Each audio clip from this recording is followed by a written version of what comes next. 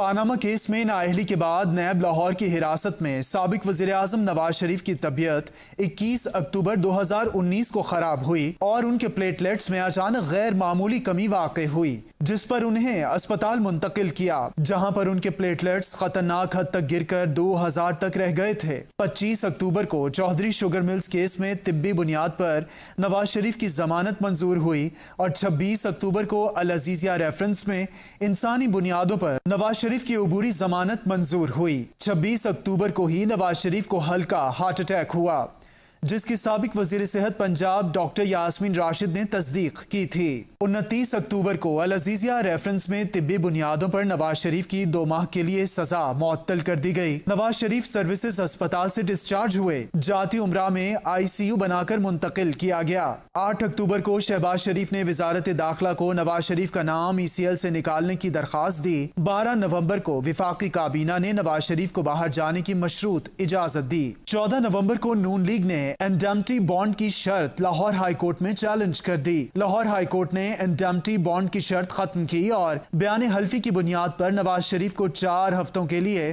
بیرون ملک جانے کی اجازت دے دی۔ 16 نومبر کو لاہور ہائی کورٹ نے نواز شریف کو علاج کے لیے بیرون ملک جانے کی اجازت دی۔ 19 نومبر کو نواز شریف علاج کے لیے قطر ایئر ویز کی جدید ترین سہولیات سے آراستہ ایئر ایمبولینس میں لاہور سے لندن روانہ ہوئے۔ نواز شریف کے ہمراہ ان کے بھائی شہباز شریف اور ذاتی معالج ڈاکٹر عدنان سمیت 7 افراد لندن گئے۔ ایئرپورٹ سے نواز شریف اپنے بیٹے حسن نواز کے گھر روانہ ہوئے۔ پارک لین فلیٹس میں قیام کے بعد لندن ہارلے اسٹریٹ کلینک میں ان کا علاج ہوا۔ نون لیگ کے قائد نومبر 2019 سے لندن میں مقیم ہیں۔